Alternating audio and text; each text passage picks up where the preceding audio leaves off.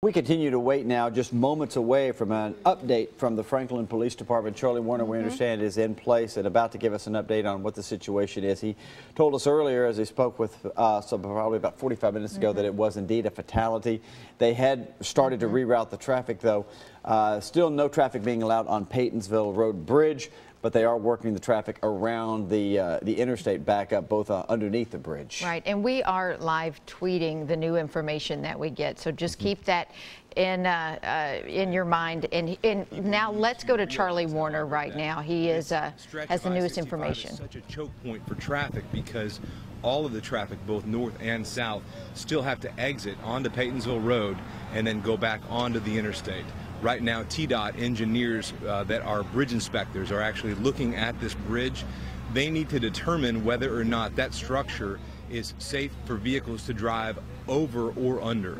And so rather than put anyone at risk in putting them under a bridge that we can't verify the structural integrity of, we're having to divert traffic off of the interstate. We're suggesting other north-south routes throughout the city, routes like Columbia Avenue and Lewisburg Pike. People, however, need to be very aware of the fact that those are going to be extremely congested as well. The best thing that I can tell you about the morning rush hour is expect delays, expect to be late. If you haven't left already, you'll likely be late for whatever appointment you have this morning.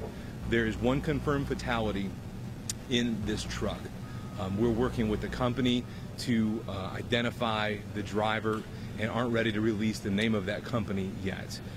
This crash happened at about 3:40 this morning when the truck was traveling southbound and struck a support column.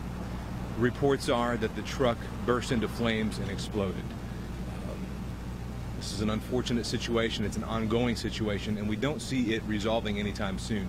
The fire is out, and we have also learned from stormwater experts that none of the water supply has been compromised. So that's another positive in getting this situation resolved. We had a lot of questions when we first arrived on scene. A lot of those are being answered as this continues to progress. The investigation is underway. You've got a lot of things going on. You've got a traffic crash investigation for a fatality, and you've also got a situation where structural engineers, emergency management, fire officials, everyone is working together to try to get this roadway reopened as quickly as possible, also considering the fact that we've got a lot of motorists that we need to keep safe. We've got responsibility for their safety. So that's the cause for the delay. We're going to work to get that stretch of roadway reopened completely as soon as possible. Charlie, do we know if there were any witnesses that actually saw the accident happen and if they said there was any other cars involved or what caused them to leave the roadway? We've been able to get up closer to that scene now, and it does not appear that any other vehicles were involved. Our investigators are working through whether or not there were witnesses to this or whether it was reported after the fact by someone that was traveling before or after this truck. We've seen a lot of the construction company crews that are out here, one of them a blowjack. Have you guys been in touch with the crews that are actually working on the bridge? Those crews are actually on scene as well. So we've got experts from the construction company, because you got two bridges here. You've got a new bridge that's being constructed, and you've got the current bridge that people are using to travel. So both of those have to be independently inspected, and we're using experts, engineers and bridge inspectors from TDOT and from the construction company to really determine the structural integrity of each of those structures.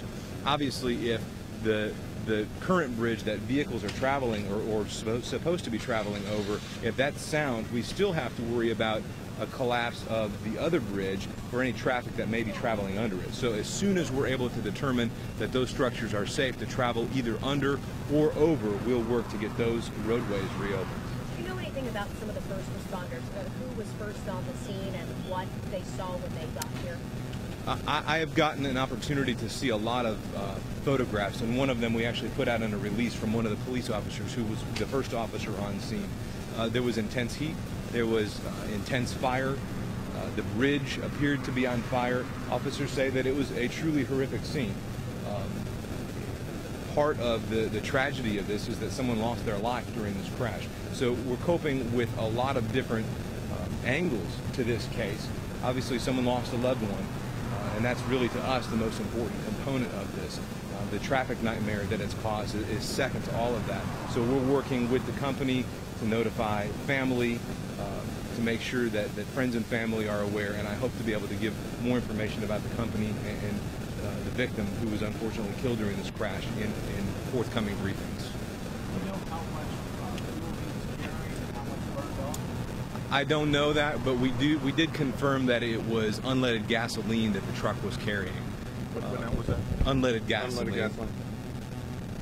Then you spoke a moment ago, one of the first responders on scene. When you come to a scene All right, like we obviously have to take a quick break. You were listening to Charlie Warner, the public information officer from the Franklin Police Department, giving us some new details, saying that they have gotten in touch with the company that this trucker worked for, but at this point we don't know what the name of the company or the name of the driver. Or even